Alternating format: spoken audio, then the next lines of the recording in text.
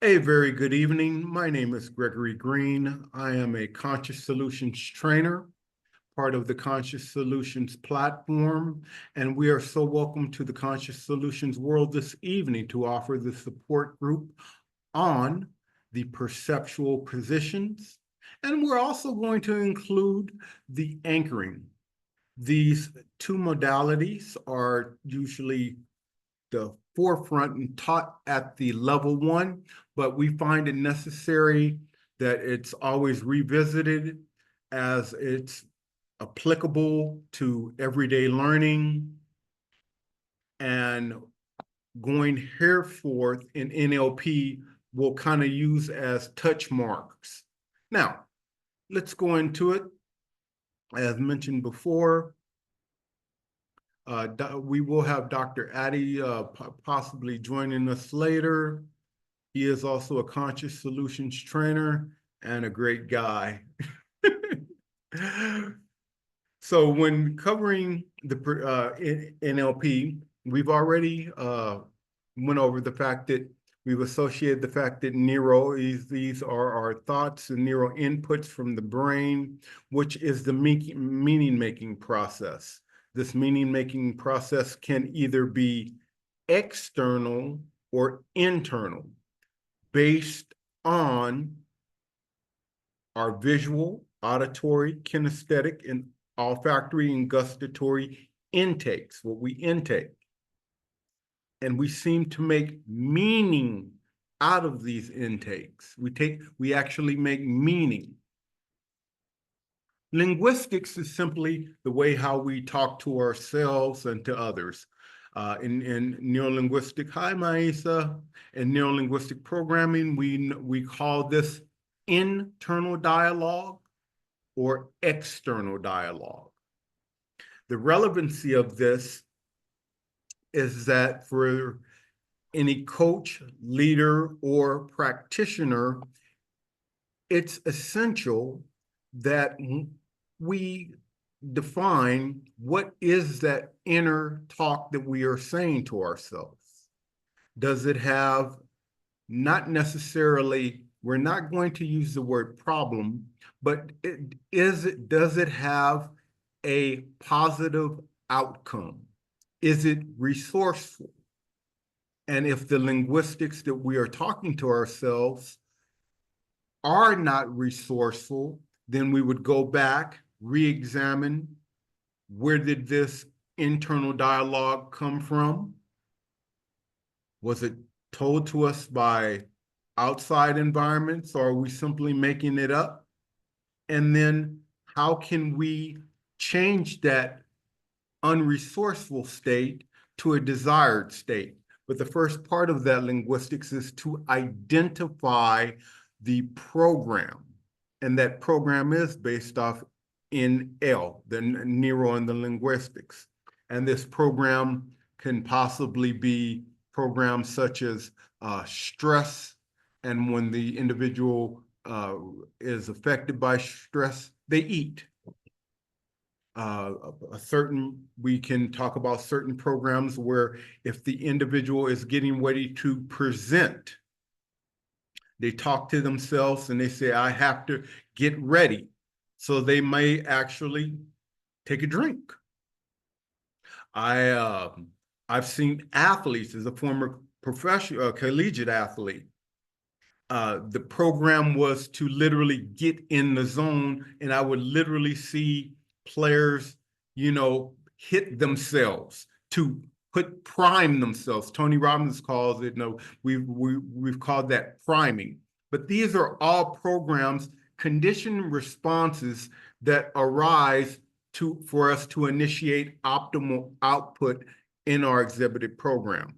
What NLP is a large body of skills, primarily composed by Richard Bandler, John Grinder, and Christina Hall, that gave direct behavioral results based on the studies of Virginia Pearl and studying Milton Erickson. These powerful processes and structures are designed for humans to excel simply by identifying how do we talk to ourselves, reframing or restructuring that language, formulating a pattern, which would be a long-term pattern. And the key point is to take initiative and implement the pattern. This is where neuro-linguistic programming stands out as compared to modern psychology, where you have theory, where the practitioner actually practices the work. That's why you're practitioners. You have to go about exhibiting the behavior, because sometimes these behaviors have been conditioned for your months, days, years, decades. So if your goal is to reprogram yourself or another individual, it's going to take effort, continuous effort, self-evaluation, and then kind of looking at, I've taken one step forward, and not putting too much pressure on yourself when you're trying to implement the new program. You know, it doesn't just necessarily happen overnight. Okay, that being said, let's get into the 5 perceptual positions.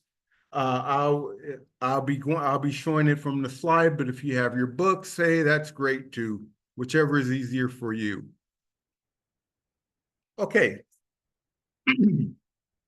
First, I'd like to get into the actual definition of perceptual, and that is relating to the ability to interpret or become aware of something through the senses. So it's your individual perception.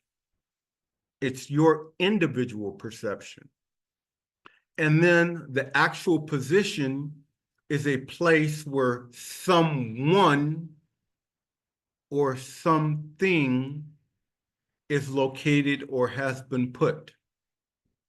The importance of perceptual is that when we are relating or interpreting it, our first position is always our own. And as practitioners, we must be aware, and I don't use must too many times, but we must be aware and cognizant that our language and our actions are based on our current perceptual position, what we see at the moment.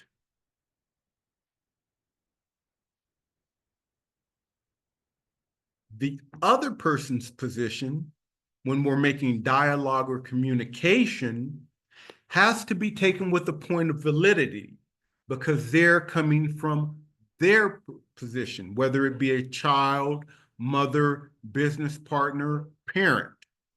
They're interpreting from their frame of reference, which has to be associated and respected in communication. Now, in diving into these positions, the key point is that first, we want to make sure that Dr. Doris, and we always talk about association and disassociation. And that association with self starts very simply with questions like, okay, I am wearing this. I feel what I feel. Doris says, I feel what I feel. I hear what I hear. I see out of what I see. I feel what I feel out of my body, tactile now. She does that simply because that's a grounding exercise to let you know that you are coming from your point. You're literally standing in your own shoes so that you are in self. Now, in self, there are so many benefits when you are associated with yourself, as far as sense of accomplishment, goal achieving, outcome setting for yourself,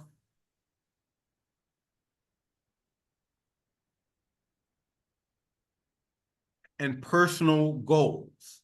These are all associated with yourself. I want to do this for me and no one else.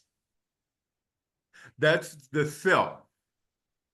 So it's not selfish. You're just in the first position. You're standing in your own shoes and you're associated with yourself and your experience. Now, that's the key here. So that please be aware, especially if you're talking to clients, when you're talking from yourself, you're only talking from, your own personal experience. And as we learned on the first day, I know what I know. And that's only about 5%, 5 to 10%. So let's keep that as a frame of reference when we're going into negotiations, talking to administrators, talking to children, talking to parents, that I only know based on my experience. And that experience is really a microcosm if we look at the world and are not, quote unquote, egotistical. I've been doing this for 20 something years. I have a PhD. I've been okay, you are one PhD. You have this many years of experience out of about 8 billion people in the world. So that has to be at the forefront. Let's stop the ego. And when we enter the communication, understand, okay, I know what I know and I know what I don't know. Now, I don't know what I don't know. So this is where the communication comes. Now, getting into that communication, I now am going to go from myself in Greg's shoes, and then I'm going to step into the other. And this is a great one.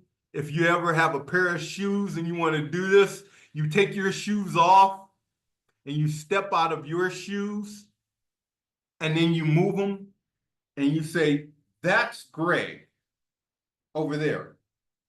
I am in the other. So now I am disassociated with Gregory. I'm standing in the other person's experience. I am standing or I am associating with the other person's experience through that person's eyes, ears, and feelings.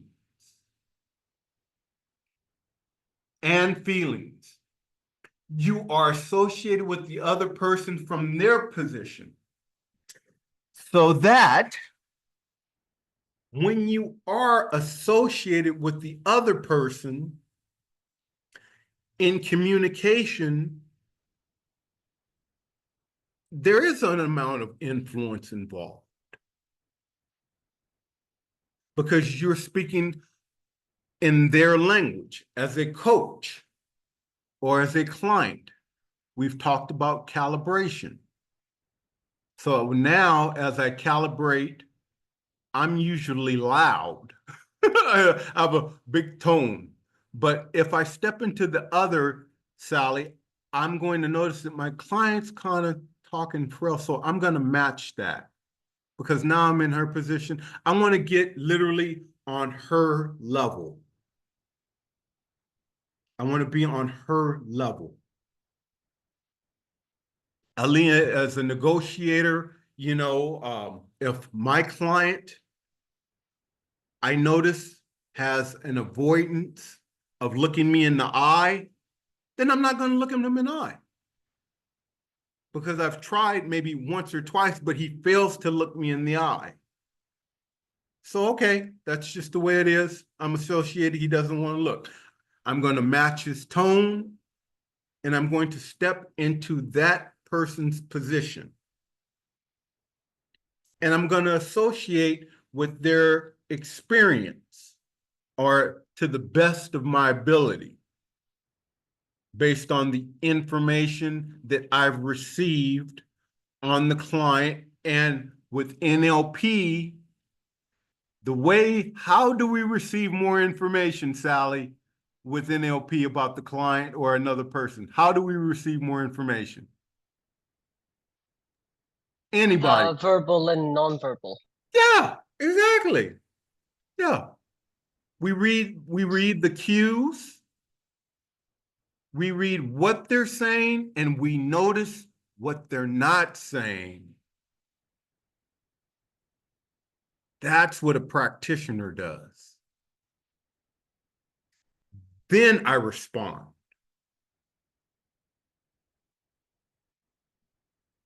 After I've noticed, observed, then I respond.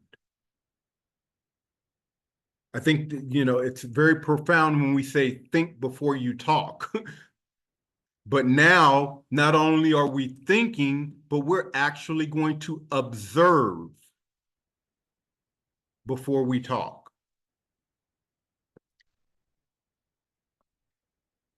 Now, the third position, we're going to talk about all these in associations and different things in a moment, but the third position, here's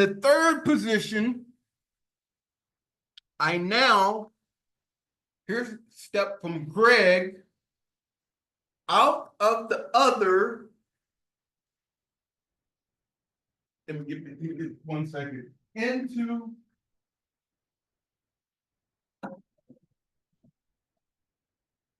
Now we're going to step into the we.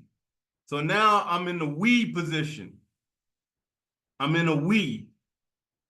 So now it's all of us. So now it's about us all.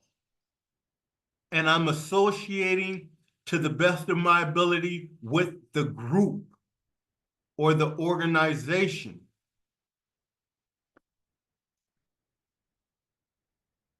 And in this position, our perspective is taken on behalf of the group. You, to the best of your ability, are associated with the group's experiences, and you can speak from a we.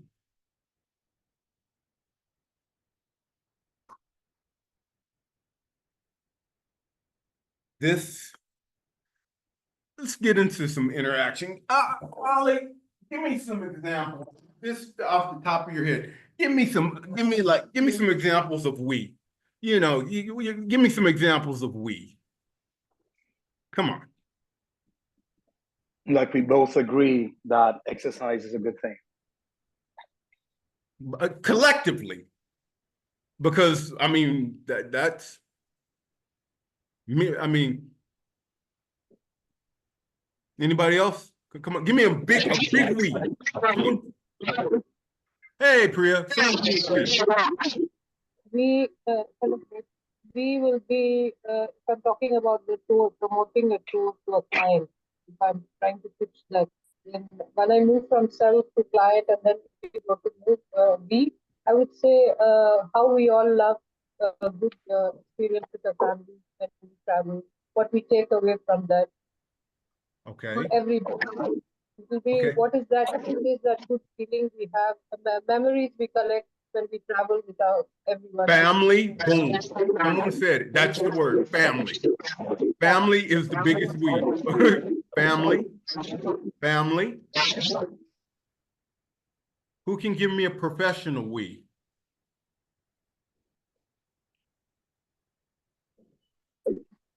Just the team and the company? Yeah, thank you. I was waiting. Okay. The team, the company. You're speaking on behalf of the we. Nisha, give me a cultural or a religious we. We see these all the time on TV, even though I try not to watch it. Come on. If we respect each other's cultures, we can grow together in the society in a more happier form. Yeah, yes, but I want a specific we in terms of culture or religion. You see where I'm. Shoot it, Ollie. Shoot it. Yeah.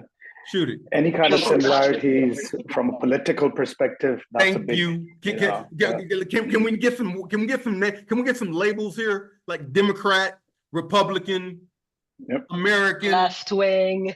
Thank you. Left wing. Left. Come on. Right, extreme right. Extreme right. Thank you. Let's Religious make groups. Okay. This is the we I'm talking about. Nationalist. Because unless you can identify that that's a we, and that they're basing it on their experience and what they've went through, that has led me to actually have friends that are far right. Because it's based on their experience. They're in the American South. I'm from California. Their value system was totally different than mine. But I respect it because that's their experience. Now, let's chunk this up. Give me some big we's here, people, because this is what we're talking about. Because when you're going into organizations and you're doing different with different cultures, I hope you're going to keep that we in mind.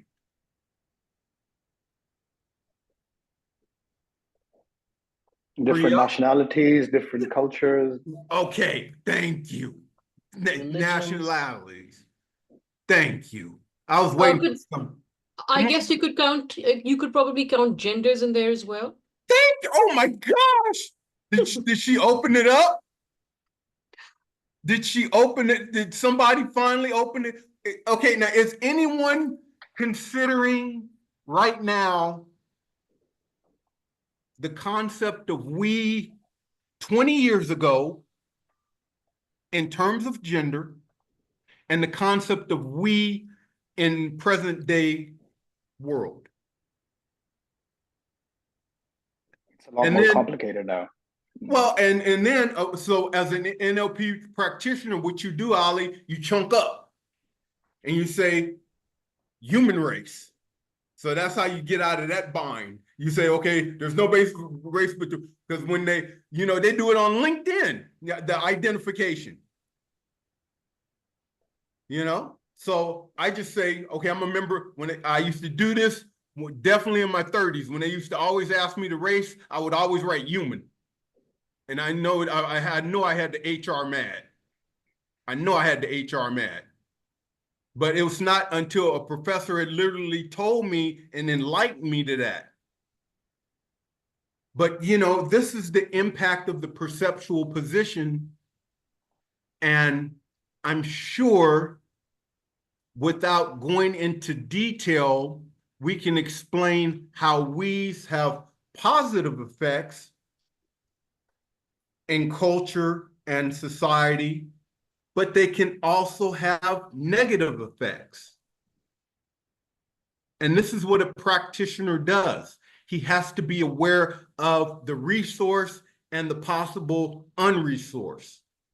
You with me here, Sally? Now, can you, as I said, this is only audio. Nobody's going to see the video. Can we talk about the positive and the unresourceful outcomes of we and why it's relevant? Well, just what's happening in the world now, in the region, Yeah. the region that I'm in. Yeah. Okay. The we that they have there, and that's that common understanding is affecting thousands of lives. Right. But that's their we. Yeah, because what is it based off of, Sally? It's based off what? Theirs is religion. at the moment. Yeah, but not only their experiences, Yeah. you have to Yeah. go back. It's based off their experiences and their frame of reference. Mm-hmm. Religion is here, but before religion is your frame of reference, what you saw in your environment, what you saw, and so that's why as practitioners, it's so relevant for us to understand the concept of we, to reach the higher neurological levels, because these conversations, as we are all professionals and coaches, are going to be had. Now, who can give me an example of other? When's the last time you stepped into other, Nisha? Stepped into other, I think that will be that could be at home. Maybe I probably try and think what my daughter would feel in certain circumstances. Maybe at work, I'd look at say a customer and then say what the other might be going through when they contact us with a particular issue. Then that's when the other kicks in. Mm-hmm. Okay. Saima, have you recently in the last 24 hours, being quite transparent, stepped into the other position? No, not in the last 24 hours, but not very long ago. I have a 12-year-old nephew who was going through some problems with his mom and dad, and I was trying to understand his perspective. So yeah, perhaps at that point. Okay. So you associated with his experiences. Yes, I suppose you could say that, yes. Because that's what the we is. When we disassociate from ourselves and we associate with your nephew. To try and understand. Yeah. And Saima, how as an NLP practitioner do we better understand? I suppose, as we said, with the cues from the other, so listening and observing. And we ask questions. Yes, and we ask questions. Yes. We ask questions. We ask questions. You can never ask enough questions. Ali, sir, I am so curious. In the last 24 hours, by some chance, have you stepped into the other personally or professionally, sir? And would you be so kind as to share that with us? It's probably when I was speaking or kind of mentoring someone who reports to me. And there was something that needs to be done. And there was a bit of conflict. So I had to understand what the position was from the other person's shoes to get a better understanding of what are the obstacles. Can you elaborate on that understanding? Okay. So I had to understand what were the obstacles which my client, let's say, who was my reportee, was going through, which was an obstacle for her to accomplish and complete her deliverable. And you felt were you kinesthetically, I mean, could you really feel that? I could feel it because we've all been in similar situations. So could you visualize it? I could visualize it. I could literally feel it because, for example, if your deliverable is subject to another person completing something or providing you information and there's a bottleneck and that person is not providing you that information or not giving you that information, you could literally feel that pain. And then you have to find out how to better communicate or better pass the message, or sometimes use a top-down approach to get the required result. Excellent. Excellent. Excellent. And when you stepped into the we, I'm curious, what was the employee's response as you disassociated from Ali and now associated with them? It made her feel part of the team, like I had more empathy, and it kind of had the whole objective was unified. So it was more of a teamwork kind of a, feeling. So she wasn't feeling like she was alone in that, or like, fighting a battle single-handedly. And Sally, I believe you are an administrator, am I correct? That's right. Yeah. So Of an elementary school. yeah, so I mean, you are stepping in the weed with your teachers all the time. And the parents, yeah. All the time, several times a day. And the parent. I stepped into a few parents' shoes this morning. Really? So, yeah, all the time. Yeah. Really? I'm curious. Is it what key components of the association? Visual, auditory, kinesthetic, gustatory. When you're stepping out of Sally's shoes and stepping into that parent's map. Right. Which one is it that hits home? Mm-hmm. For me, it's always the auditory. It's always the stories that they tell. I get a better understanding of what's happening at home. Auditory. Yeah. Auditory. Yeah. Okay. Yeah. I can understand where the learners are coming from when you speak with the parents. And sometimes you get very angry parents, and that's because of their past experiences too. Okay. And they want, their past, but it's their past experiences. right. Like they would have, when they were in school, those kids would have been expelled. So that's what they expect. I won't be kicking out any kids. So they don't understand, how that response isn't happening, because that was their experience when they were in school. You got into a fight, you got kicked out. Yes. Or suspended, or, we deal with things in a different way. So yeah, it is a lot of auditory and compassion.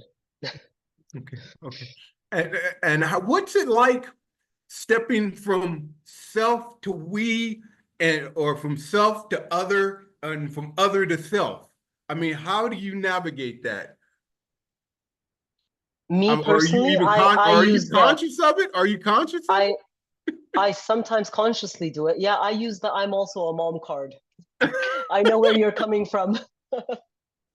Because I can relate to certain situations, and I've had similar experiences, or I've seen, over the 28 years, I've seen similar experiences with other families. So I try to make the connections that way. Okay. Connections. Connections.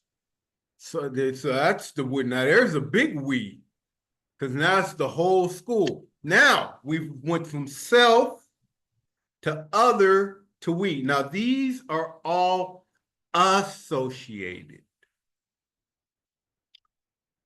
Now we got to take that, and I go from Gregory to stepping in to the other shoes, to stepping from the we.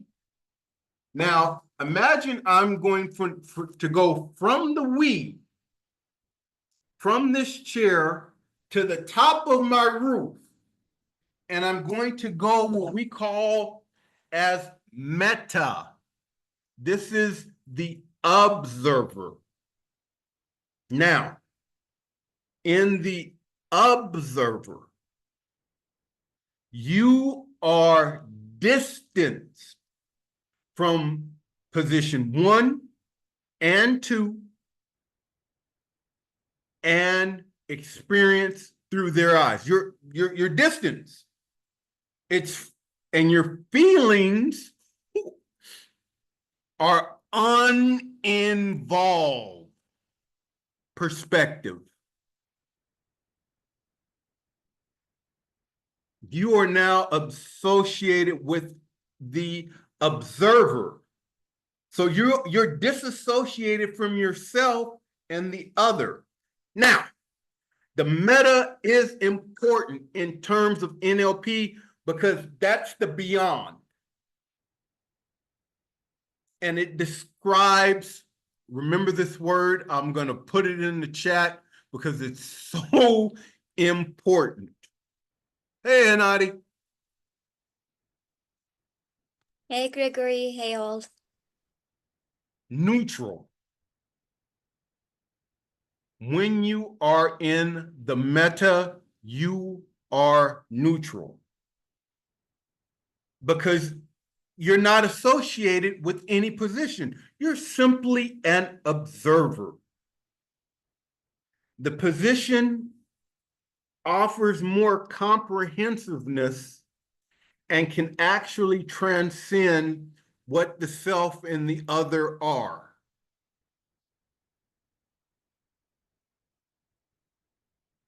And that word transcend is very important as a coach, leader, professional,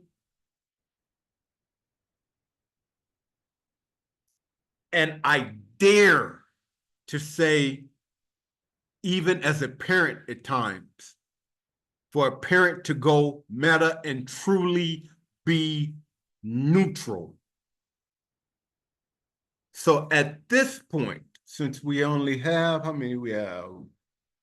We have 1, 2, 3, 4, 5, 6, 7. I'm going to go into breakout rooms, and for not from, let's say, no more than 6 to 10 minutes, I'd like to discuss first, second, and third, but also what you feel the relevancy of that fourth position.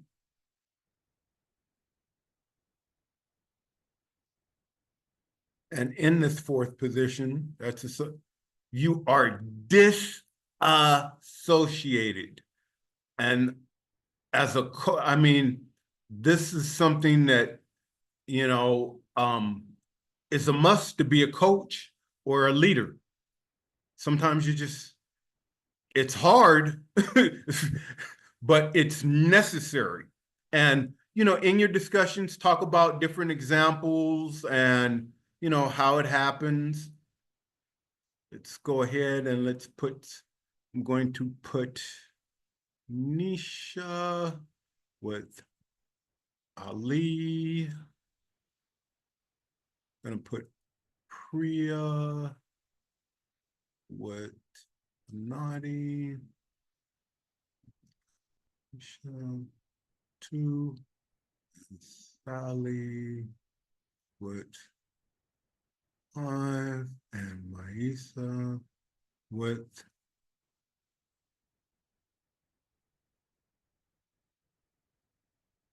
all right, please go to your breakout rooms. They are open.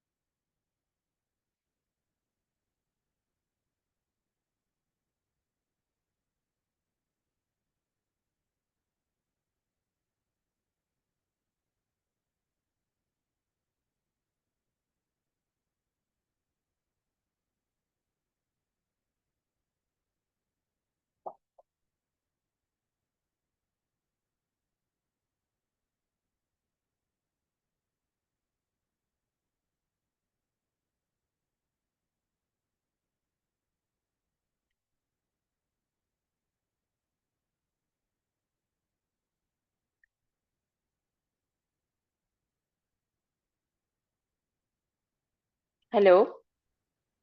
Hi. Welcome back. Hi. Thank you. I'm alone in the room. Oh, no one, what? Oh my gosh, I'm so sorry. Hold on. Here, Yeah, it's I'm okay. sorry. Hold on, here, let's put you with somebody. Sorry. It's okay. Let me move you to, hold on. Let's move you to and 5. All right. Thank you. You're welcome. Sorry, Maisa. I'm sorry. Or you can do it with me.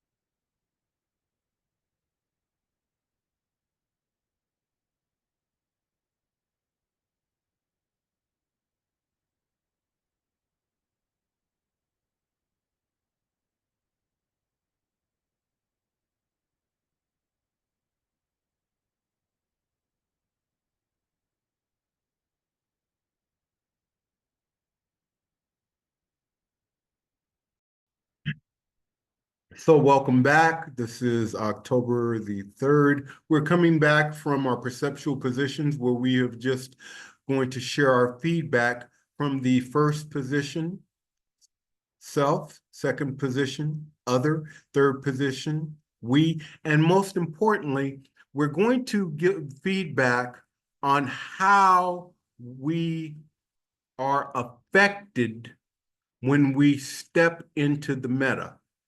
Who would like to share?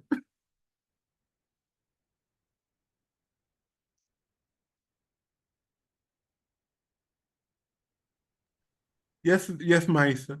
Okay. We were just discussing the third position, like when my daughter and the teacher has an argument. Mm-hmm. I can put myself out and see both of them, and just maybe I can be somehow neutral in order to measure things. I cannot just be biased to my nor the teacher. We can just observe from the outside part, and we're not associated, we're dissociated out of it. Boom. Boom.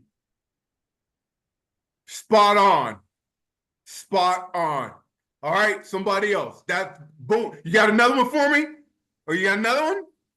You got another one, Maisa? Give me one more. That was nice. Yeah. Yeah, what I didn't hear, it was the internet connection was Do you have another observation of when you step into the meta position? yeah, sometimes that when someone is close to you, we can judge. I can see myself out, like me and my husband when we're talking about something or arguing. When I just take a minute, I can see myself how I am acting, and I can see him how's acting, and I can see who's right or wrong, even if it's me. If someone is so close to you. I'm working on it. I'm working on it. Okay.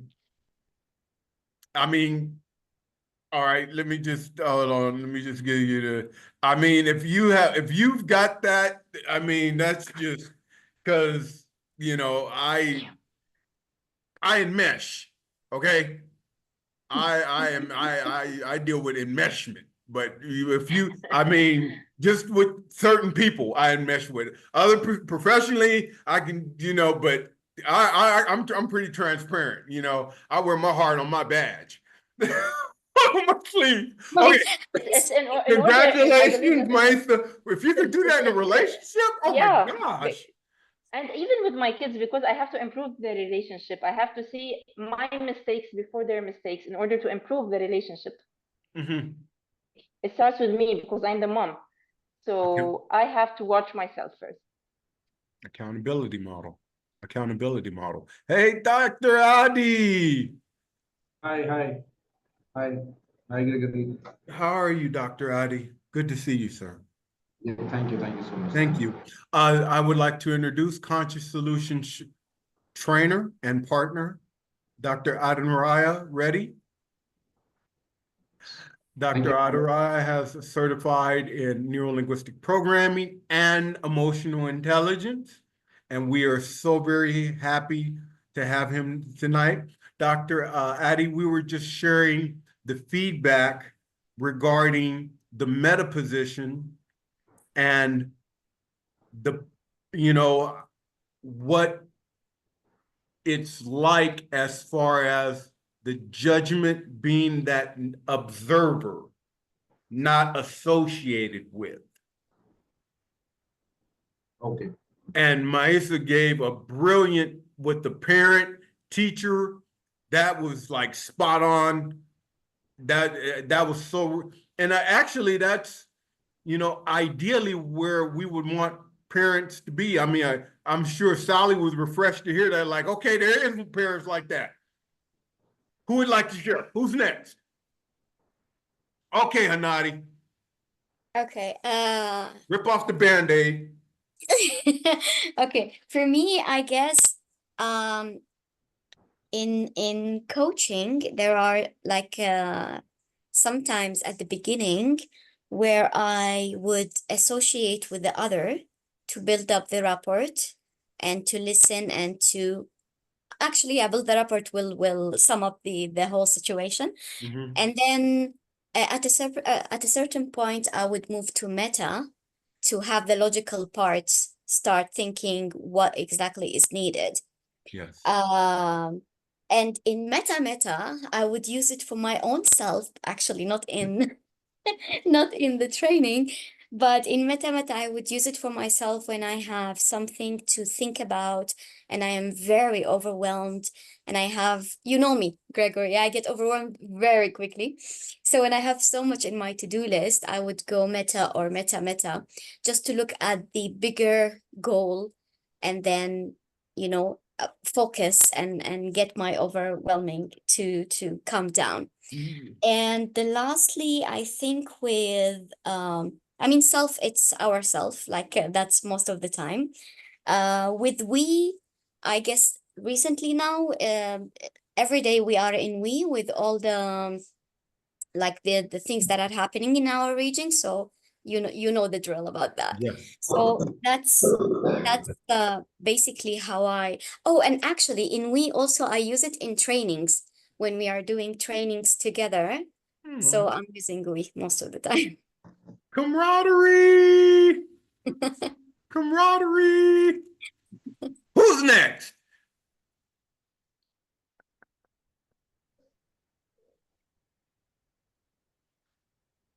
I'll go if no one else is going. Okay. Okay, Greg. So I had an interesting discussion with Nisha, and we both kind of ventured out, and we were like trying to think out loud on when would meta really be useful. And we came up with a couple of situations where we found that it would, especially when it comes to something like conflict resolution, where you have his attitude, my attitude, and we need to first of all find out common ground to agree on. So literally we have to step out of our shoes and make the other person step out of his. They could be very defensive. So what we do is somehow find the common ground on things that we agree on. Yeah. And literally once the rapport is built, then kind of go into the nitty-gritty details and try and resolve the issue. And even if it can happen at work, it can happen at home, anywhere. And there are some times where you eventually agree to disagree on some things as well. But the point is, you have done it in a very amicable way. And it is a win-win situation at the end. The other areas where we found it would be very useful is if there's a lot of anxiety or stress in ourselves or in the other person, where we literally have to make the other person disassociate with that or ourselves to be able to objectively come to, where we are literally observing ourselves sometimes.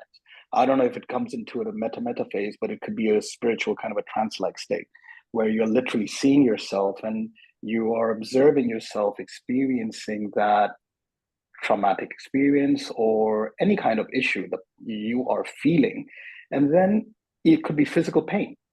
But the point is, when you're observing yourself, it is not as painful anymore and you become more patient with it. And it kind of helps you in just going ahead and feeling it and getting it out of your system.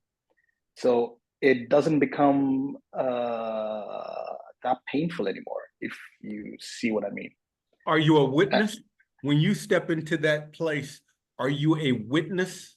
And are you observe? Are you, now here's my question.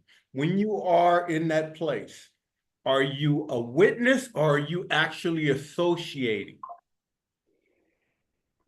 You actually become disassociated because you're literally witnessing. Yes. You're literally witnessing yourself experiencing it in the third person. Yes. Yeah.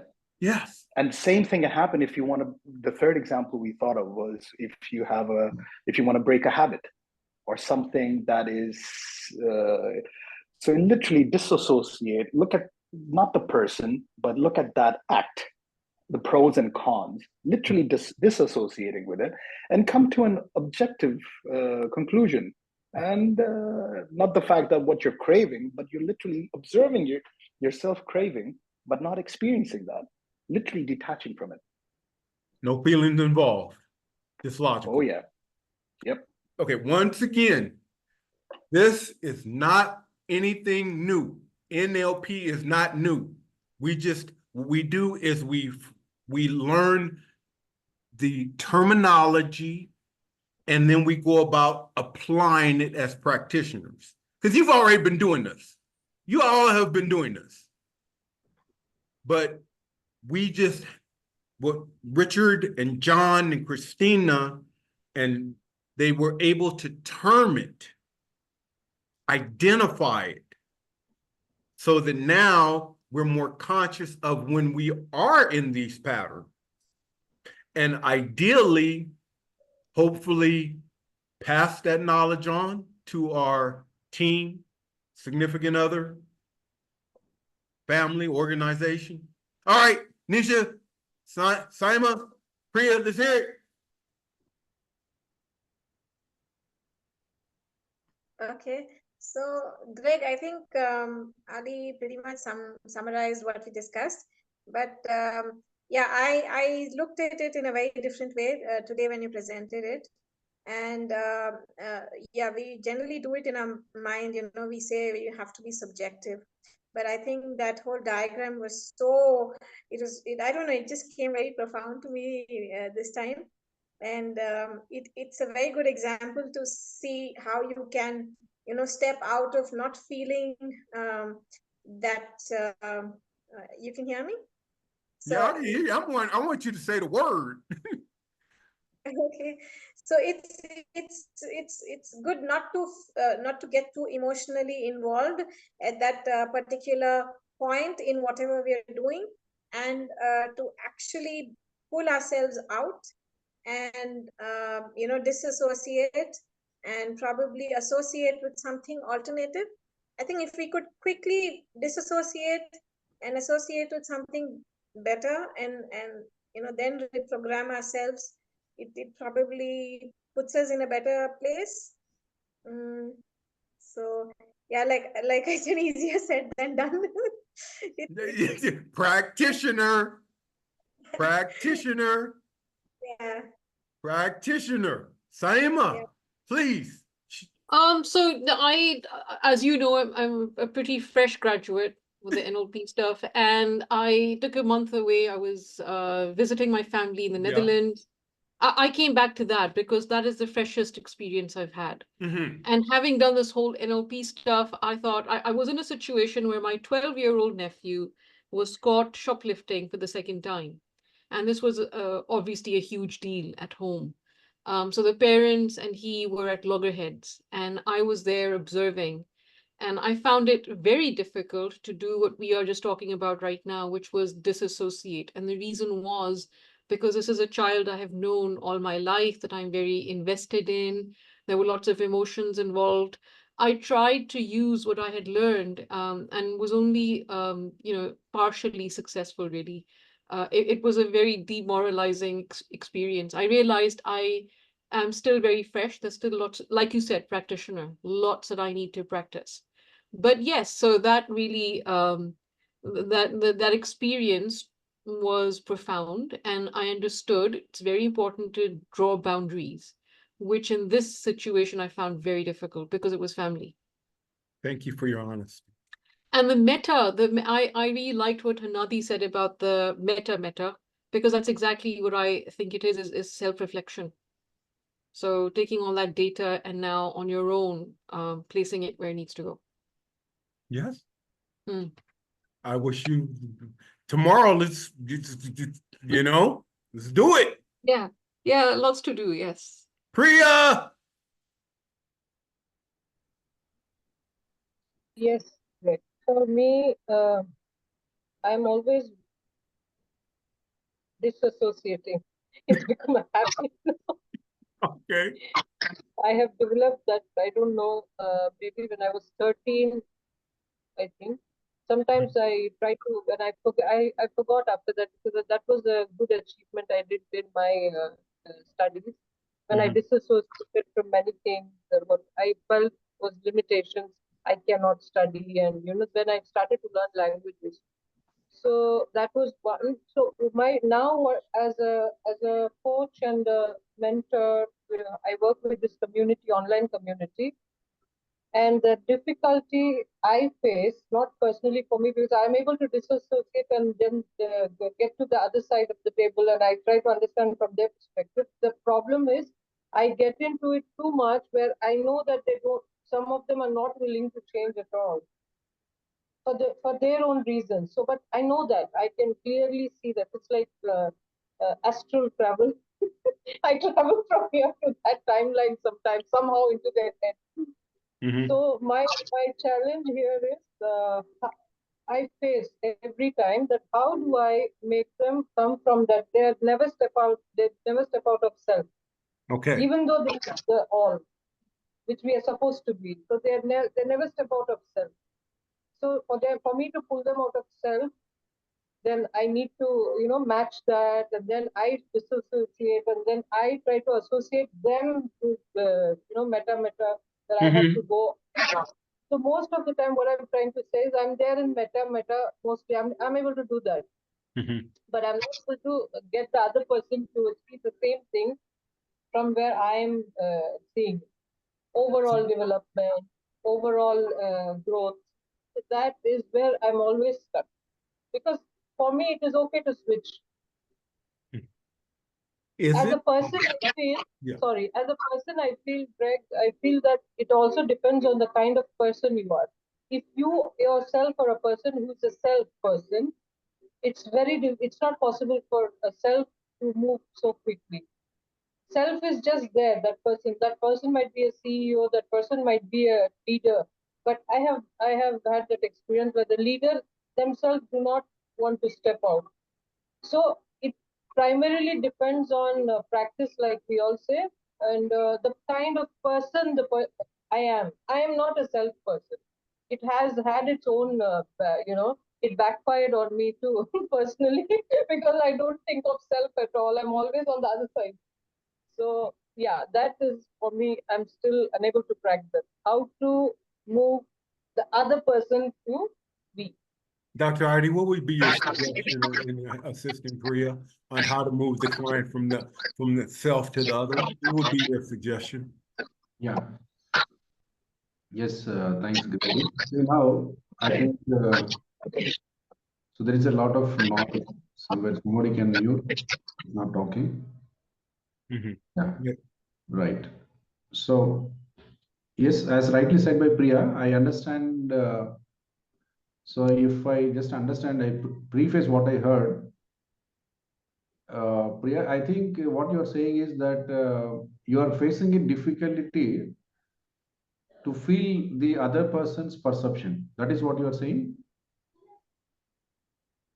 Dr. Adi, I find it difficult to make the other person see this side. They're not able to shift from their self to other or anything. They're just stuck there. So I feel it's a personal failure for me that I am not able to show it. Maybe yeah, you are not. Okay, got it. Yes, got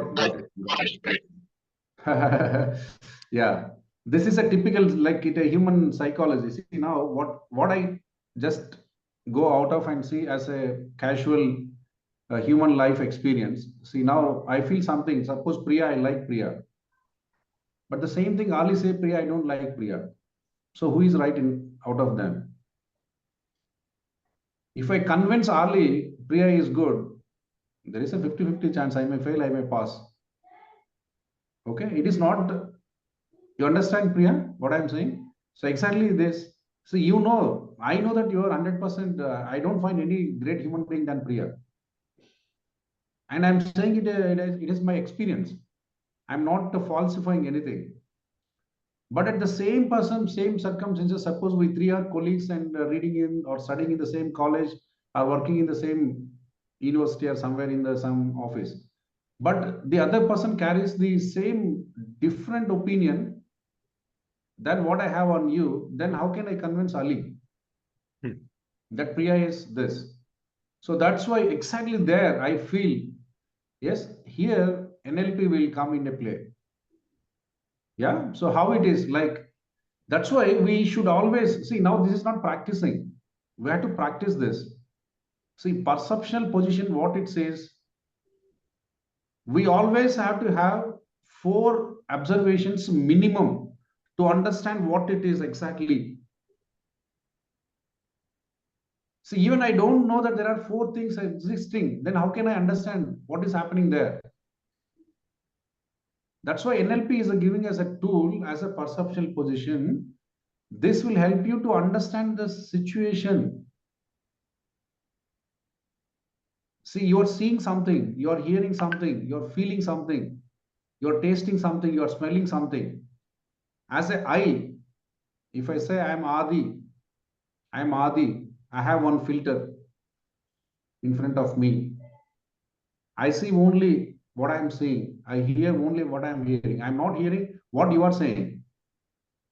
I'm not seeing what you are saying. I'm not feeling what you are feeling. I'm feeling as Adi because Adi has certain filters.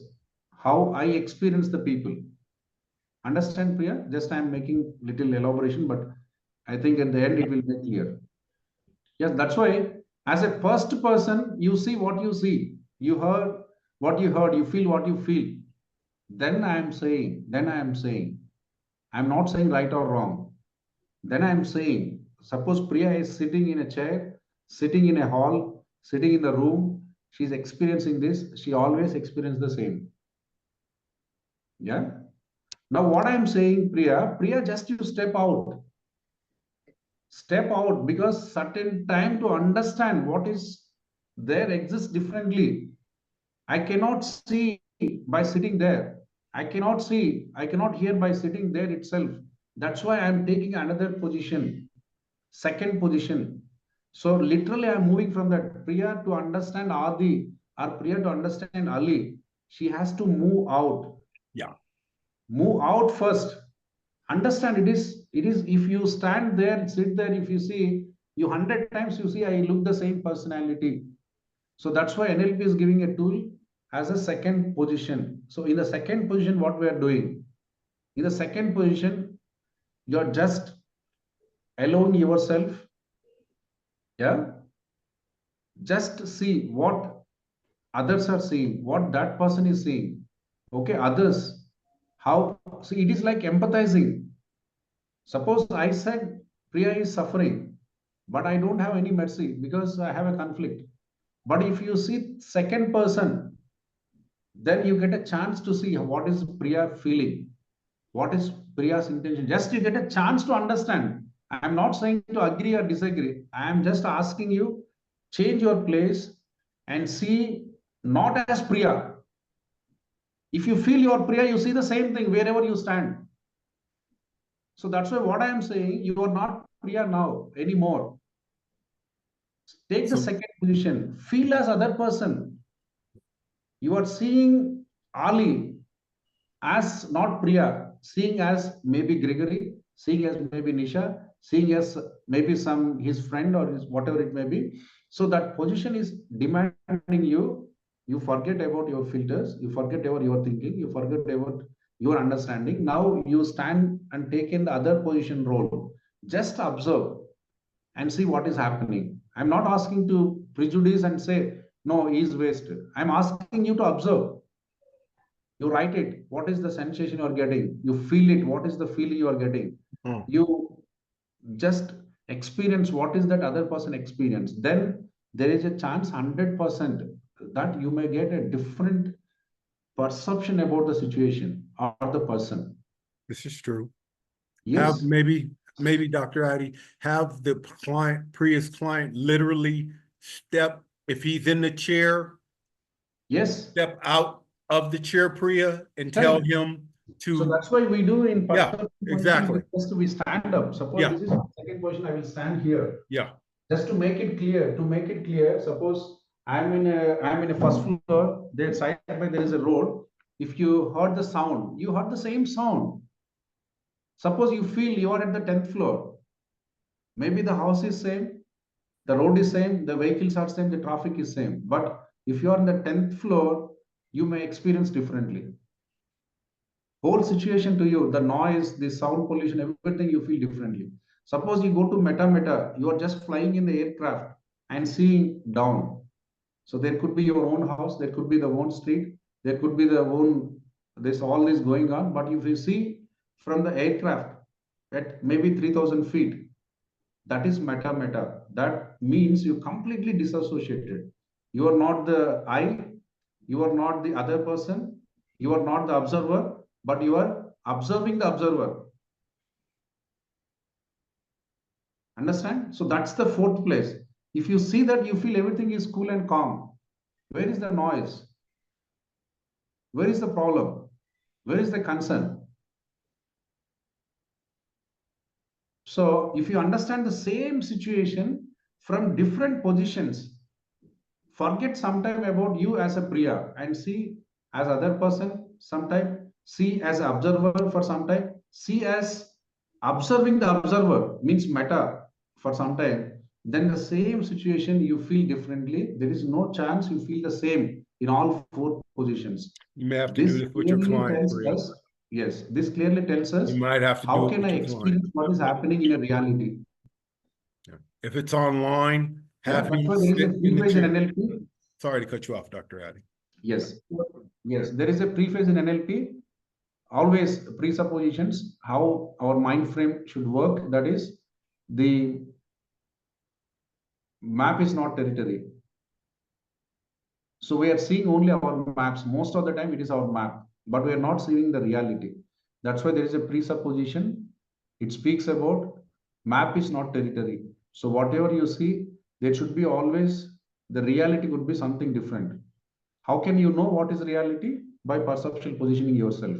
See as I position, see as others, see as the observer, see as the meta, observing observer. If you see all these things, you can get 4 different maps for the same situation. Very nice. At the each position, if you are observing the observer, you get a different feeling, different, I can say, different auditory, different visual. If you see as observer, you get a different visual, different auditory, different kinesthetic. If you see as a second person, you get different image, different feeling, different kinesthetic. If you see as I position, I means me as Adi. I get different auditory, different kinesthetic, and different feeling. So this is how you can understand the all dimensions of a trueness. So that gives more closer to the trueness than seeing the map or the own image of self. Simon, you had a question? Yes. Oh, I thought you raised your hand. I thought you just raised your hand. Okay. Okay. You have a question? It was just the Tell me. light. I was adjusting the Yeah, light. tell me, Maisa, please, please. So I just asked My Priya one question- question. Maybe this add some clarity to her question, or I made it complex. No, So the question is, how can I understand? How can I make others understand? Thanks. Obviously, there is a chance if you see like this. I understood. I understood this because I could relate it to. I normally, like, that's why I said it's about the personality also, because I could relate it to Ramana Maharishi. I read where he talks about, primarily speaks about disassociating and Correct. Ramdas. So those lines, yes, now I'm able to understand. Thank you so much. I understood. I'll try. Tell me, Maisa. My question is, Ooh, we got bad audio. Is that my audible? yeah, okay. Okay. How can we be detached out of our judgment to others? It's mostly when we think about cases, we have to judge. And I think we should not judge. We should, I don't know. I'm just confused out of the judgment to the case or to the problem. To judge like it's true or not, to if it's applicable, if he can change, the person can change or cannot. We always judge people first. How can we be self-detached out of it? VAKOG. VAKOG. It's not what I think, it's what I observe. And it was a very good question. That's an honest question. How can I be non-judgmental?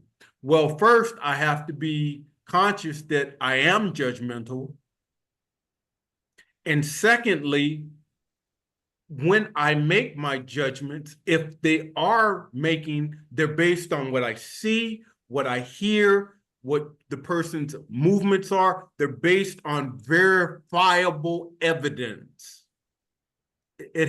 So if you want to remain non-judgmental, then you're not going to use any of this verifiable evidence. What is verifiable evidence? VAKOG. It's what I see, it's what I've heard, it's what I've smelt, it's what I felt.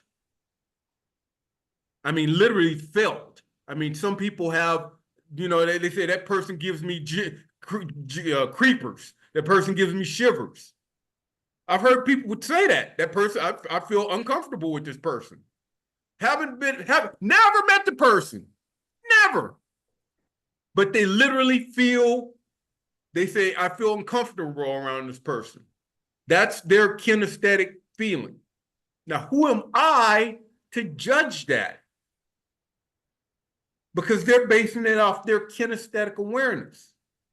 So so I can't do a mind read and say, well, you've never met them. That if they feel that way, they're explaining it to me. But back to your question, how can I be non-judgmental? First, I am aware that I am judgmental. So in my non-judgments, I have to take the VAKOG, put that all away, and disassociate from myself, from the other person, from the group or organization, family, whatever, and just go factual information. That's what a judge does. That's what a judge does. If you ever want to know what meta is, go in front of a judge. I will add, Gregory, just a bit. I will add. Yes. I will add. So now this is, as a coach, as an NLP practitioner, this is one thing we have to all remember. See, there is again a presupposition. You cannot communicate. So the human ability is you're always communicating. See what NLP says? NLP says what we talk is not I'm communicating. Even I'm standing here, I'm breathing, I'm seeing you, I'm giggling, I'm experiencing everybody. But you may perceive me, what I'm saying is true or not. There is no great science in it, but we are trying to decode it so that we can use it for the therapy. Suppose, again, as Gregory said, we have to have master. That is why the greatest topic in NLP is the modalities and submodalities. So modalities are what? V, A, K, and OG. You see certain things, you get some image, you hear something, you get some auditory response, you feel something, kinesthetic, you smell and you taste. So this is how you can perceive the things from the opposite side. And there are submodalities again. Suppose there is a vision. Suppose I say how I am seeing. Vision is again has lot many things to do. Suppose that is a color, that is a black and white, that image is bright or dim, that is panoramic, or it is in the middle, what is the size of it? Like that, if you see any, see, as an observer, you have to have go into deep. This is a practice. Okay, suppose somebody is talking something, then you have to understand to the deepest of submodalities. How are my eyes moving? How is my body experiencing? How my face glows or dim to the event. Then similarly, like everything, like if I say auditory, again, there are so many submodalities. What is the sound? How it is? Slow, fast, regular, irregular, uniqueness. All these are the submodalities. This speaks about the person experience. Again, texture. The feeling has so many submodalities. Is it smooth? Is it hard? Is it rough? So like all these have the submodalities. Then as a coach, what we have to do is you have to talk the person and validate. Suppose you just make me a question. Adi, how are you now? I'm not good. I'm not good when I say I have certain body posture. I have certain eye movements. I have certain breathing pattern. Getting it? Yes. So now, likewise, you have to take from the known to unknown. Suppose you keep on asking the question, it is like validating, right? Yes. So if you keep asking question, you will come to know the response. So that response is unique. You cannot generalize this. If you are generalizing, you are judging. If it is laughing, means they are not feeling bad. If they are crying, means they are sorrow. This is not generalization. But now that generalization will specifically work for me or not, that is your role to assess. Suppose you ask some question, Adi, how are you now? No, I'm not good. I'm not good is expressed through my body, not my voice. How is my body? How is my chest? How is my eye movement? So all this you have to see. See, Adi is not good, then this is his body representation. Adi is laughing. Adi, are you laughing now? Yes, I am laughing. Adi is laughing, has certain presentation. His eye movements, his contact, his facial expression, his gestures, his breathing, everything. So you see, while laughing, while experiencing happiness, I present this body language. Then you take the case study. What is happened in your house in the evening?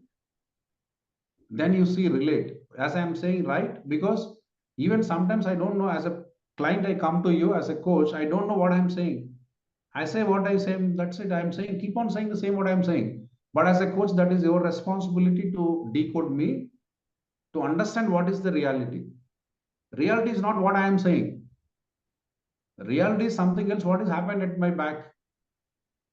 So as a coach, you have to have all this free work so that you can assess me through the known data first. Through the known data, how I respond. Then you have some periphery to the unknown. Then I said, we fight with my wife. So she's very tough. She don't care me. Okay. I'm saying my version of why we are conflicting every day at the house.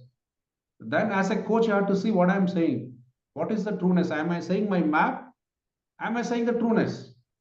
That's a coach responsibility to find out. That is how first you have to aware that if you don't have this awareness, you always judge. Yeah. Somebody will come to me, you always, all boys are waste. All husbands are waste. All husbands are ruthless. That's a judgment. But in this case, what happened? Is the husband is ruthless? Is the wife is ruthless? Nobody knows. But you can know the known data, travel to the unknown data, and decode what has happened reality. So that's why, as a coach, we have to travel deep to the trueness, not the maps. So if you see my map, I say what I'm saying. What is the trueness in it? We don't know. That's why this will help us.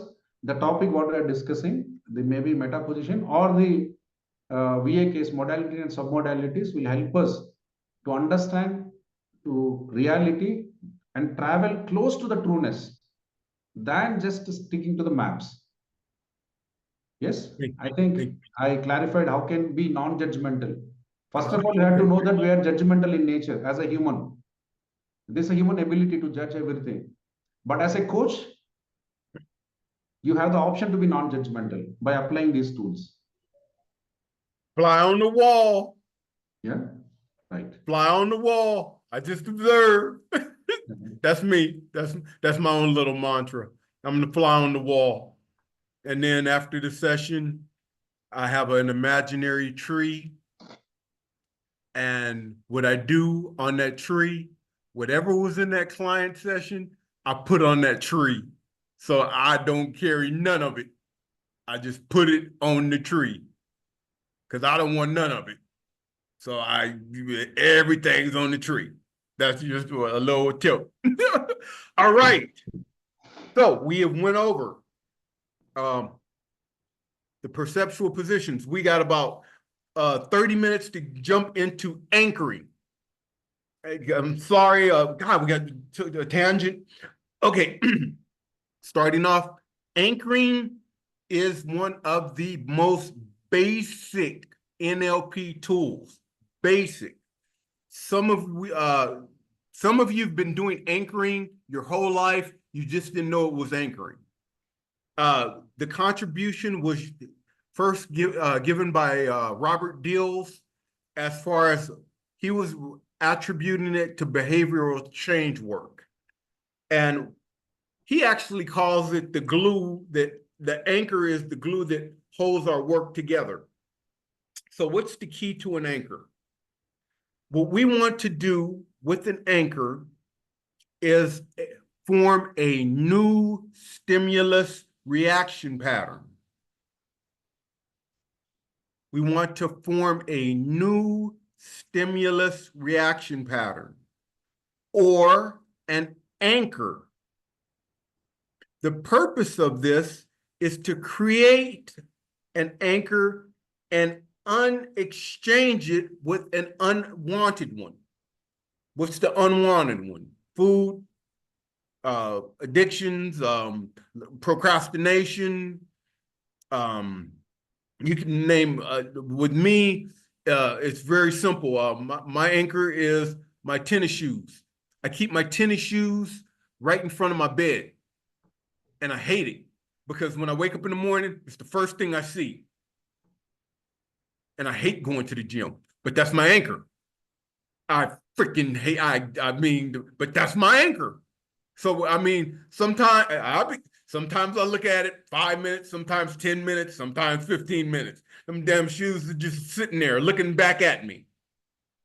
So everybody has a different anchor. When I got out of teaching and I got out of teaching and then I learned anchors.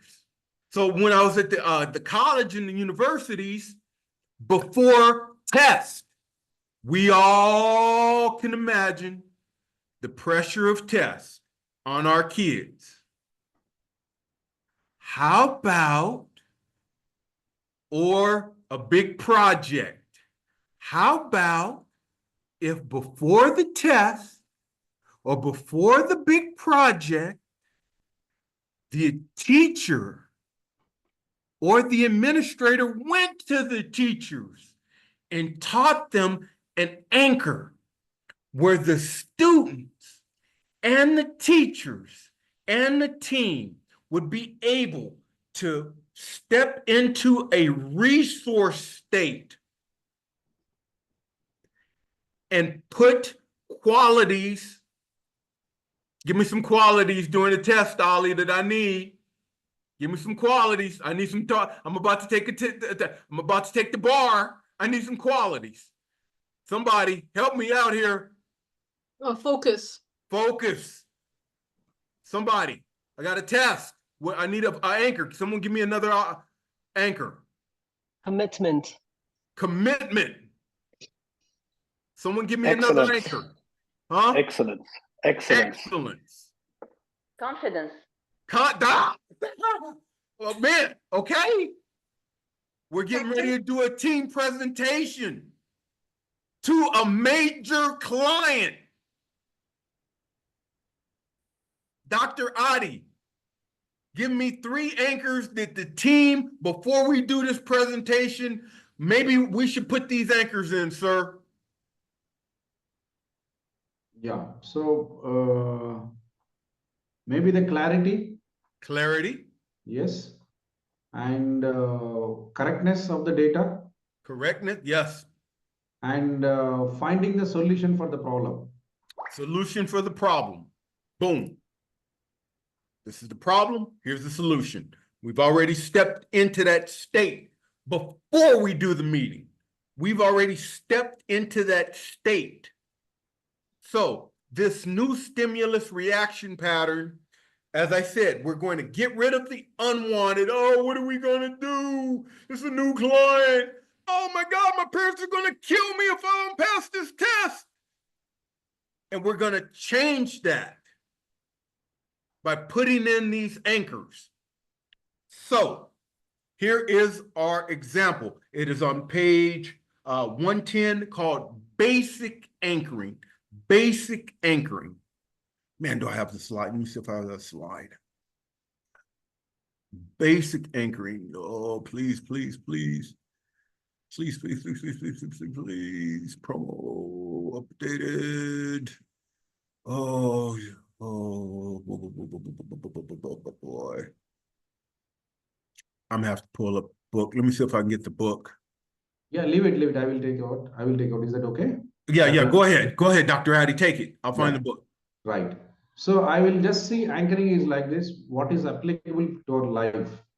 Anchoring is nothing but is what a ship can be anchored to the place wherever you want. This is that much simple. So the ship has to be stationed. Without anchor, is it possible? No. In the similar way, our mind is a monkey. Our mind is a monkey. It is your best friend or worst enemy. Why people are suffering? Because it is a monkey. Why people are excelling? Because you are using it right. So that's why if you use it right, it becomes your friend. If you use it wrong, it becomes your worst enemy. But both lies in your hands only. Okay, through anchoring, what happens is you can be the state whatever you want in your life. You can get in fraction of seconds. That's the beauty of the technique. Suppose I'm always recurring negative thoughts. If you want to divide off this, through anchoring, you can get within seconds to the state you want in. You want to be happy, you want to be peaceful, you want to be joyful, you get it within few seconds. You're always worrying for something, you're always tense for something, you're always be anxious for something, you don't want that state. You want you to be peaceful. You want you to be happy. You want you to be joyful. From that state to the happy state, you can get within 1 second or 2 seconds. This is the power of the anchoring. If we rightly understand the tool, NLP gives the it is a very basic tool. Doesn't take more than 2 minutes, but it will give the mental state. Means what? Again, state means our mind frame. How we are feeling. Suppose I'm anxious, my breath is more, I'm sweating, my eyes are rolling too much, my breath is too fast. So this is the nature of anxiousness. If I am calm, how it is? My breath is so cool, so pleasant. I get positive thoughts. I feel more happy. This is how I can be categorize or say my positive state. So you can move from the negative state to positive state by using this anchoring technique. You can go ahead and explain the steps of the anchor, or go ahead, Dr. You can start it. Yeah, you want to continue? Just please. Okay. So to start the anchor, we would first access the resource, and you would place the anchor. I think she's already done it, where it has to be on a UTIPA on a unique part of the body. Ideally on the body, or I have found it can be done on an external source. It can be done on an external source. As I said, I've worked with clients that some people use the wedding rings. I had one guy use, he had a nose ring, that was back in, and then as I said, I use my sneakers. But the point is, you want to find this point, and then when you find it, have the client explain fully. This is where questions come in. Would you please first go to the state? So what state? Someone said confidence, congruency, commitment, joy, maybe happiness. Whatever emotion you want the client to elicit, you have to ask them to first identify it and then elicit it. Yes. Have them explain it. Then you go to, we call it a separator language. So yeah, I just interrupt here. yeah, go ahead, Dr. Addy. Further clarify. See, suppose you experience the state means, suppose I have a daughter, okay? I just seen the first moment of her birth. Oh. So if that is the happiest moment in your life, you can always be there, whatever tough situation passes in your life through this anchor. So experience the state of experience means you see what the daughter you see the first time. Maybe my daughter 12 years by now. It doesn't matter. I can experience the moment when I seen first time. Be her in my life. So the little cute baby coming just came from the womb. She's so glorious, so happy, so charming, so colorful, so brightness. So all these moments, experiencing means get that exact moment so perfect that you felt 12 years back on so and so day and so and so time. You get that experience first. See what you are seeing by then now. Hear what you are hearing by then now. How happiness you are, how joyful you are, and how you are celebrating this moment, and how colorful and how bright you are. That's the experience you have to get in. That's the moment here, what we are talking about. So whenever you want to experience it, that experience has all the VAKs. It has a visual, it has auditory, it has a kinesthetic, it has a taste, and it has a smell. So get that exact experience, and it is possible because we have the memory. If you just tune to that minute, you get that experience as is live. That's happening right now, even after 12 years. This you can even maintain after 30 years also. So that's why first point is get that resource of happiness within you and think about that now. So feel that experience now. There the magic happens. Yeah, right, Gregory. So that is what Gregory is trying to explain. That was one of the best anchors I have ever heard. Yes. I mean, I don't have children. So I think Dr. Addy pointed it pinpoint. Once you verify that the client, and see, this is where calibration is really crucial. You have to literally tell the client to close their eyes and go into that memory. Step in, hear my memory, hear my language. Go to that specific memory and step inside. Nod with your head when you are right before the peak moment of the experience. Right before. Then when they nod, you'd have them touch the anchor point and say, now, go into the peak moment where you see what you saw then, hear what you heard then, and felt what you felt then, now. Stay there. Enjoy. And re-experience fully. 10 seconds.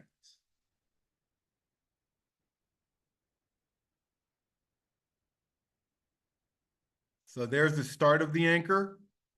There's the intensity.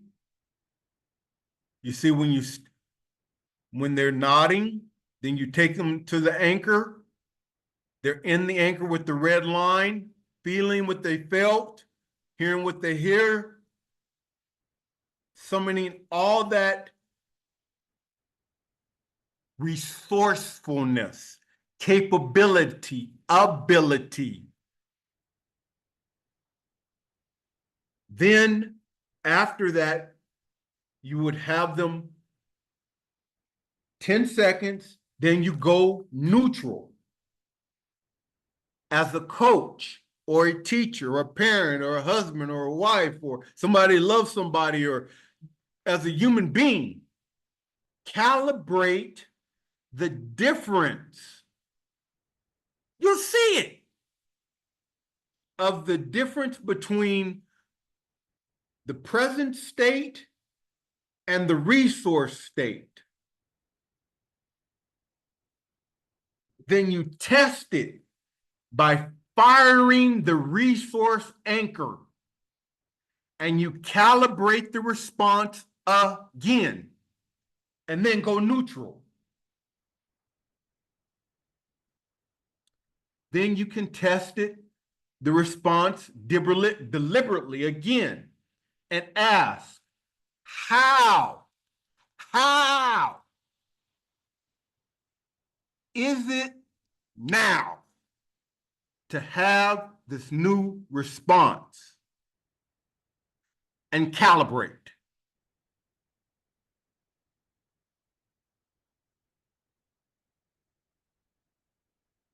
If your anchor did not work as wished, the client wasn't associated with the experience. So you have to go back, because we want to put maybe 3 anchors there. You align him back into that first position. Then go back to have the client go back to a series of experiences, and you go with 1, elicit the peak experience of a single incident, hold the anchor just 10 seconds, then stack it, do another anchor, stack it, do another anchor, and let them know that they can access this anchor when needed. Great tool for teachers during tests. Outstanding tool for, pep talks are nice, but anchors work because I've seen them work. Athletically, I've seen them work with people. I've even seen them work because I work with addicts. And, when you're dealing with an alcoholic, you have to give him something to hold on to until he can grab that phone. But if he can't grab that phone, at least you can give him 3 anchors. When you were sober, give me 3 memories. Beautiful memories.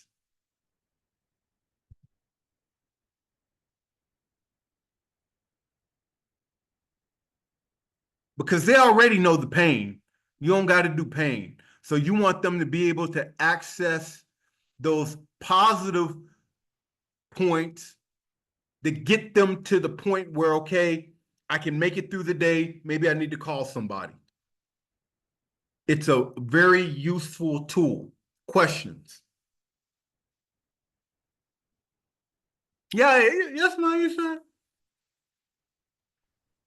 Okay, first, do they have to be in the relaxed state, or the muscles are so comfortable in order to do the anchor?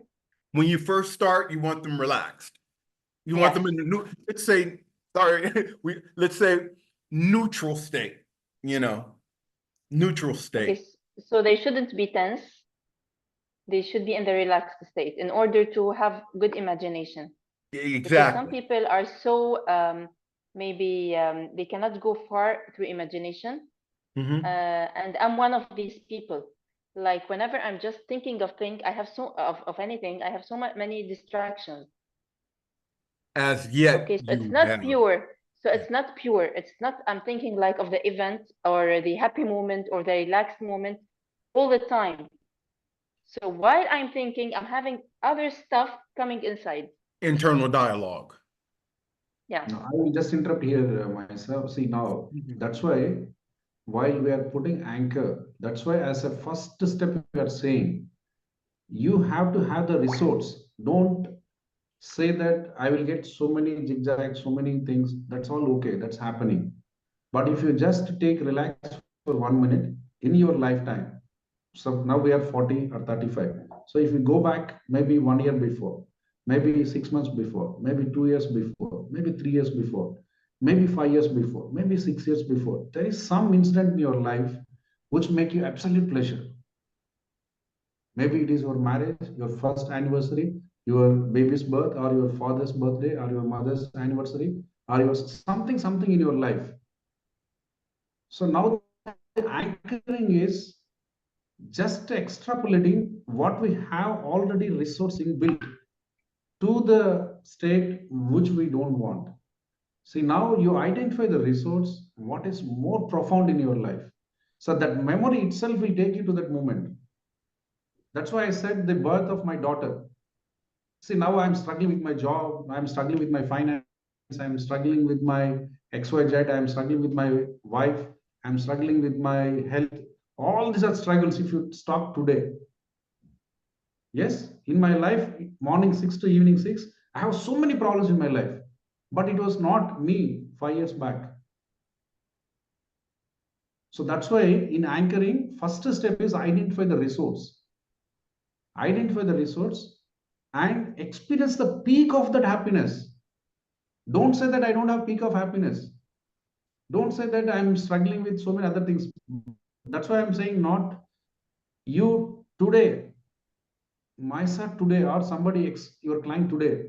If you just take them 6 months back, 1 year back, 2 years back, remind them there is one event in their life which is blissful and happy and joyful. That memory can exactly represent now. It is possible because that memory has V plus A plus K plus ED. So any happy memory has what in deep, that is what submodalities we discussed. So it has a V, it has a A, it has a K. So ask them to remember the picture. Ask them to remember that visual, that small, noisy, little chilly baby is crying and all that. That's happy, that sound. Then that feel, you first touched her. Feel that feel. That memory itself, it made you, yes, in my life, this is happy moment. That time, 13 years back. Now that memory is always happy. How sad I am now, even that memory is always happy for me if I correct that memory. So that's why in anchoring, first identify the resourceful state and experience that state. Not only experiencing, experience. See, that's why when Gregory shown, it's like a bell curve. So any moment, suppose I experience, the first moment is, even I remember my daughter, I feel today, no, my boss is not right, my finances. See, even I say the happiness moment, first I will start today only. Today I am not good, today I am not great, today nothing is happening, today I am helpless. All this will be there. But once you just guide the client, feel that memory now, feel that visual now, feel that auditory now, feel that texture now. Now, what you are saying, you are taking him back to that old memory. So that memory is so beautiful. That's why you can ask, this memory is useful, this memory is pleasant to you, that you have to ask, validate. If you say that is happy memory in my life, then take him. That will start. So the bell curve start. Then at one point of time, it's a peak happiness. Where the peak happiness, peak point of the curve is the peak happiness. There is absolute happy, absolute joyful. That memory is so clinching. Each body of his is experiencing, each cell of his body is experiencing that moment. Then you say that anchor that point. Anchoring is putting one point, touching. So if I touch this as my anchor point, when I feel it, I get that memory. When I feel it, I get this memory. When I feel it, I touch it, I get that memory. So what I'm doing, constantly anchoring my specific part of my body with that memory. So when I'm saying anchoring, what you're doing, you're just taking that memory and anchoring. So tomorrow, what is happening? Whatever situation you are, just you're pressing this point. This will take you to that memory. So at your mental frame, you always been experiencing the memory, what you want to experience. So that will take you to that point. That's why most important is get that resourceful state, feel that peak happiness, and see what you are seeing and hear what you heard then now and felt what you felt then now. Then in that peak of that happiness, put an anchor. Anchor is touching any of your body part as a memory. So then your body is experiencing that exact state whenever you want it. Okay, so that you are intentionally been anchoring yourself with some event which has full of happiness. So if you do constantly for some time, that's why Gregory said reproducibility. So one time it may not anchor, second time it may not anchor, third time it may not anchor, but you are applying this anchoring consistently so that that part, when you touch it, you go to that memory in flash of second. So when you go there, there is nothing. It's only that moment exact happiness is with you. That's why we can apply this anchoring with a guided practice for some time. Then it will come to you whenever you want it. I think I just clarified Questions? myself. So this keep coming up. What is happening Yes, around thank today you. that keep coming up? But we always go there. Yeah. So that's the resource. That's the resource, and recollect it and go to the peak happiness, then anchor it. That is how we can get that memory whenever we want to be happy and peaceful. We can handle today's challenge, but with a peace of mind. Peace of mind comes through anchoring. Yeah. Questions? Somebody got to have somebody question. I have a question. Yes. So we know now for collapsing anchor, as you guys mentioned, it's used for so many things, like for people who want to feel more happy, more calm, more confident, all these type of things. But one of the things that always comes into my mind, it's about procrastination. So if someone is, having procrastination, do I have to let them come up with the state of mind then that they want, or do I prompt them? As in, like, have you ever achieved something and felt really happy about it, and so and so? Or do I just have them to come up with what they want to feel instead? I would formulate the question where they would answer it. Okay. I'm not So going it to could be prep. anything. I'm not going to. I personally am not going to put any ability, capability, or resource on a client because I don't know the client. I only know what No, I do. absolutely. But Yeah. I mean, Good with question, like, Hanadi. Yeah. I mean, with some people who would come and say, like, they know exactly, I want to feel happy. So you will Okay. stack happy memory, right? Right. Someone who comes and say, I'm afraid when I am presenting, so I want to be more confident. So you start to stack confident memories, right? Like when they Right. were confident and calm. But Right. then when they come and they say they are procrastination, like they have procrastination. I don't know if it's the right word. Yeah. So what would it be then on the other side that they want to have is to go ahead and do stuff. Right. So is Now, that a state of mind? yeah. Well, I wouldn't prompt the word active, engaging, movement. I Yeah. wouldn't prompt it. I would try my very, very best to get the client to say it. Okay, but if they don't, then would you say something? Yeah, I'd be forced to because Okay. you're forced. But Okay. I would say, okay, you are procrastinating at this point. Mm-hmm. Can you go into a time when you were not procrastinating? Yeah. Really? Okay, I'm curious. What was that state like? Okay. What were you feeling? What were you seeing? I need to write that down.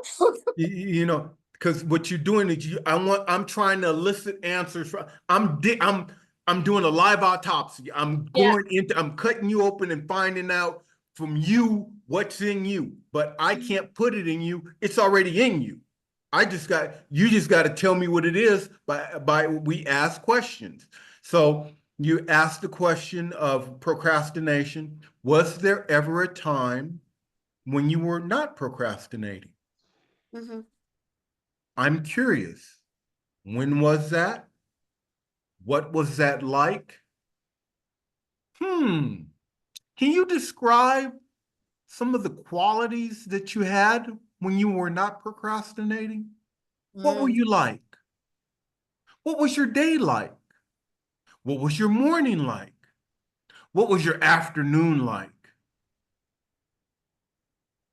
What was different then when you were not procrastinating? And what is different now? Yeah.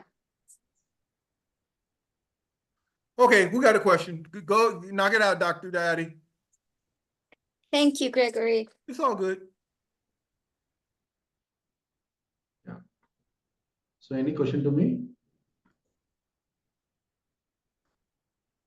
You guys already know this stuff. So It's just we're yeah, just so, labeling it. I think the Dr. Robert Dills. I mean, man, I love him. I have a question. Please. So I think that anchoring is linked to the previous event, the happy moment, that I will go back directly to it when I press the anchor point. But what if I think, like, for example, let it be muscle relaxation, okay? But you're thinking that you're going to relax your muscles before you press the anchor point. No, So you actually, relax see, your now, muscles before. no. See, we are, I can say what I can tell you is that, so don't focus on muscle relaxation and all. So now that one state we call it as a neutral state. So neutral state is like one state where if you suppose I ask you to meditate for 5 minutes, So you are not thinking about something, just focus on your breath and you are just calm down and you are pleasant. So then how is your breath? How is your mental framework? How is your heart rate? How is your pulse? Yeah. How is your body sweat rate? So this is your neutral state. So whenever you do anchoring, just relax and be in neutral state. So that neutral state is for you. We cannot generalize it. So how a person will experience after he is doing 5 minutes meditation is unique. I have some way of experiencing, you are some way of experiencing. So it's, but what we say is experience the neutral state. Then we're defining what is neutral state. Neutral state is a state what you are experiencing after doing meditation for 5 minutes. So how can you classify how you're feeling? How is your breath? See, now if you run for 2 kilometers, maybe you can breath maybe 100 times, 200 times, 300 times, but that is not there when I sit for 2 minutes. So that's how you can see the variation. So that is how you breath if you meditate. That is how you feel the heart rate. That is how you can see the pulse. That is how you can see the eye movements. That is how you can see the pleasantness in your body. That is how you can experience the sweat in your body. So this is the neutral state for you. If you are in a neutral state, experience the anchor. That is next step. So first step is you don't classify how is the muscle. Muscle is relaxed, muscle is tense. So we are not going to that part of the story. We are just saying that before doing anchoring, be neutral state. So how can you get the neutral state? Just 1 minute, focus on your breath. Just close your eyes, breathe in and breathe out, be normal. So that's the normal state. That's a neutral state. Then you take him to the experience. Ask him to recollect the happy moment, the joyous moment. Just you take him, what is the happiest moment? Are you sure? Does it happiness? Can you able to feel this now? Then if you could able to experience it, then you can take him to the peak happiness. Where it is peak happiness, then you ask him to anchor. Okay. Then if he says it is not working, then ask him to repeat it. It will work. Anchoring will never fail, by the way. Anchoring will never fail in the universe. It works. It works. Maybe the how we are dealing with making him understand, or if it is failing at first time, just see, repeat it. Yeah. Repeat it and ask and validate. Can you able to experience that happiness?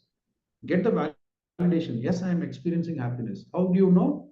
I'm getting happy tears. I'm getting pleasantness. I'm getting a lot of joy. Then this is what it is peak happiness in that moment. Then you can say that this is the point to anchor. Suppose the client cannot remember. Suppose cannot remember but don't experience now. Then that anchor will not work, right? So that's why as a coach, you just reconfirm and validate whether he is going to that state or not. If you just calibrate and you feel, then you ask him to anchor. So does it have to be a previous experience, or can he imagine himself in a different position? Like, for example, I never felt confidence or confident of myself while giving a speech or doing the test or whatever. So can it be like, imagine yourself in this state where you're confident, or no?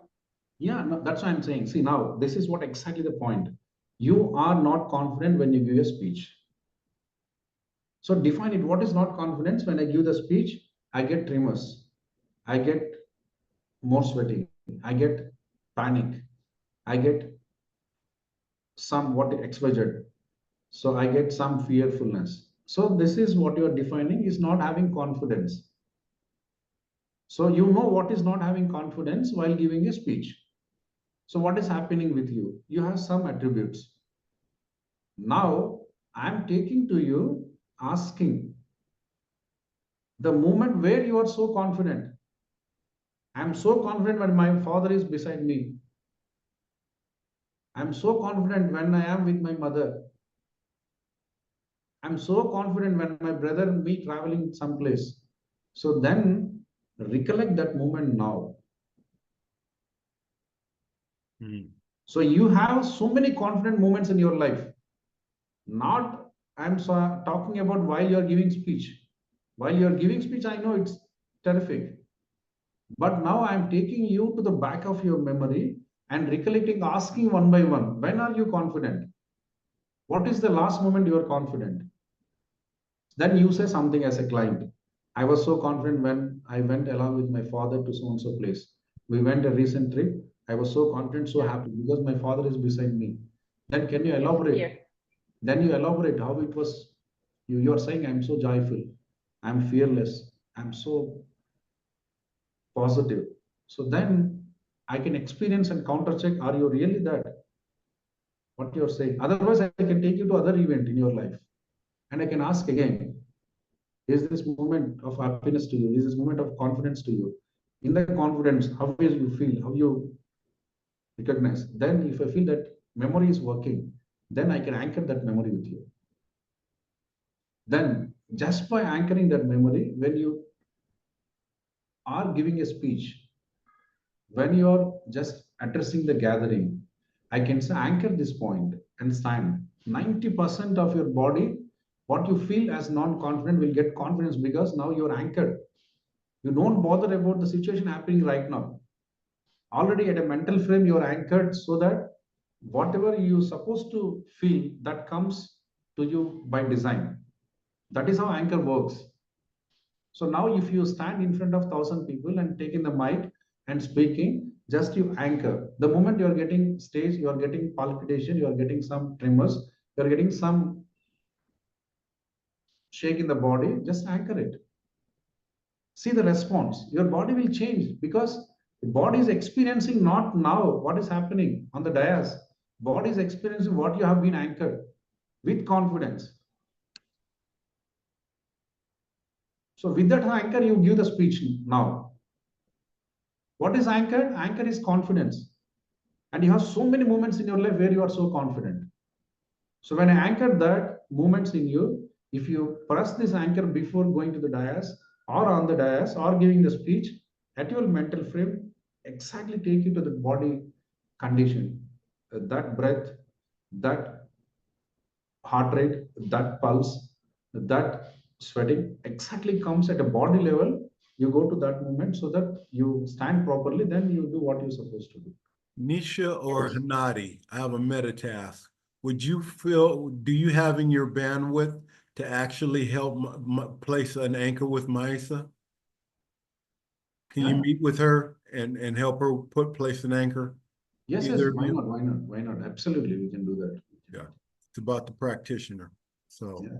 whoever you just reach out, both of you, Hanadi, I need to put you in the group, but Nisha was already in the group. Okay. And you know, you can Sure, if that's absolutely. something that Anytime. you would like, Maisa, for them to work with you and place an anchor. Yeah, sure. Okay. Ain't nothing to it, but let's do it. Okay, it is 9:40. I would like to first thank all the participants for giving us your valuable time. Netflix is so mad right now. And I would I would then love to thank my co-trainer and my friend, Thank you. Dr. Adi. Thank you so much, sir. The time. I wish each and every one of you a wonderful evening. May you have good food, good rest. I look forward to you seeing you at the next immersive workshop. For those that have attended, I will be going ahead and sending the recording in the next 24 to 48 hours. Thank you so much. Thank you so much. NLP, awesome. It was so helpful. Thank you so much, everyone. NLP, excellent. NLP, excellent. Thank you, everyone. Thank you, Greg. Thank you. Thank you. Goodbye, everybody. Thanks, Gregory. Thanks, Dr. Bye. Adi. Thanks, everyone. Bye-bye. Bye.